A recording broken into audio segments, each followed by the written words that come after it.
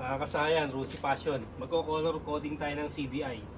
At magdi-digital test tayo ng harness ng CDI. Ito siya kasayan, no. Pag-aaralan natin yung color coding niya para kung magpapalit man kayo ng 4-pin CDI na katulad nito. Ito siya kasayan.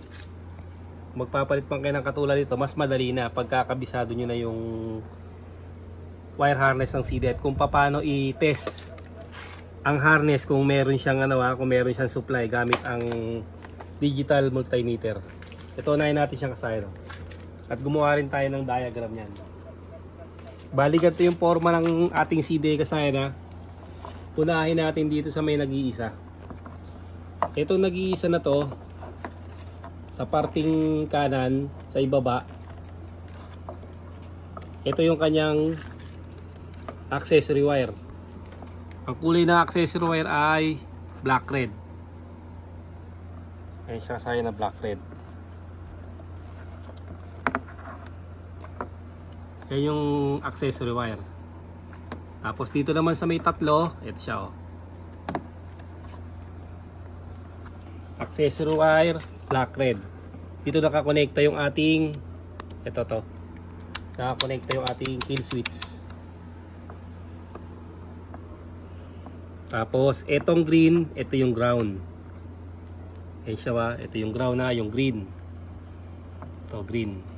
Tapos yung katabi ng green, ito katabi ng green. Ang kulay ng katabi ng green ay black yellow. Ayan siya. Yung black yellow, yan ang ignition coil. Siya kasi natutukan may mga kulay.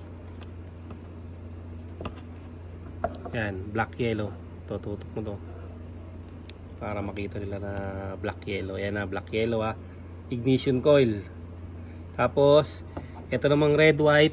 Ito naman yung ating ating pulser. Pulser yung ating red white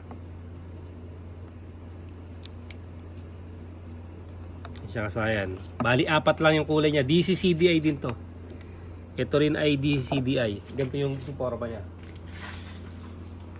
Ito. Para kung magkakabit kayo ng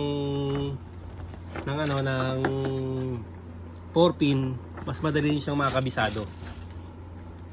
Pag ganito yung tayo niya. Yung forma ng wire. Ayan Ito yung bakante. Tapos ito naman yung bakante rin sa sa may taas. Yung may black yun ang mga bakante. Ayan ito yung nag-iisa. Black red. Ito yung accessory wire. Hindi pala nailagay yung accessory wire Kulay lang nailagay. Accessory wire yun dito Tapos ito naman sa may kabilang kabilang side naman to. Yung black yellow yun ang kanyang ignition coil. Tapos red white yung kanyang pulser. Tapos yung green yung kanyang ground. Ilalagay natin din para mas madali siya pagka ini-screenshot nyo mas madali. Kaya na.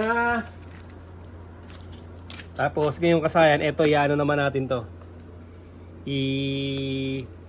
Tetest naman natin to gamit ang multimeter.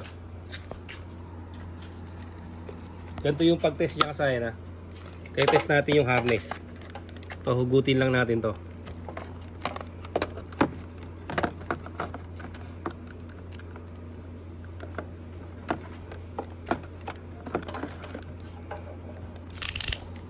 Tapos dito, kailangan dito dahil accessory wire ang test natin, kailangan natin siyang buksan. Ganito yung pag-test Lalagay natin sa DC 12 volts 20. Number 20 Ayan. Tapos titingnan natin kung may supply yung ating accessory wire.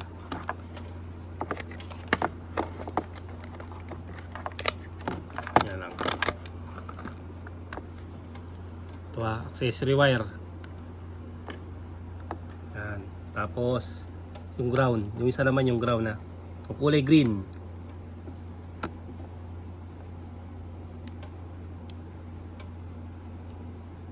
Atras ka konti para makita ko yung tutusukin.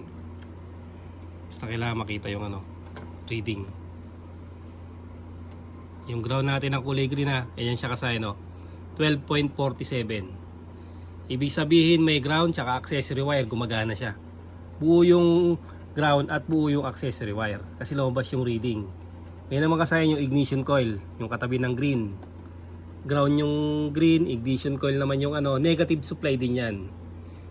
Yan naman ang tutusukin natin, yung ignition coil. Ayun siya kasayan, 12.46. Ibig sabihin buo rin yung wire ng ating ignition coil.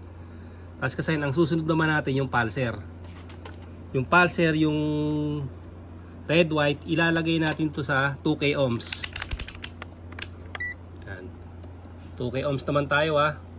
Dapat ang reading naman ito ay magre-reading siya ng 130 hanggang 170. Yun ang mga healthy. Pwede naman maging iba pa ron, pero yun ang healthy na reading ng ating pulser. Tutusok ulit natin sa negative o kulay green.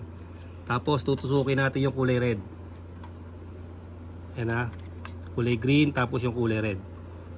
Magka-alternate sila. Dapat papasok sa 130 to 170 para healthy yung kanyang reading.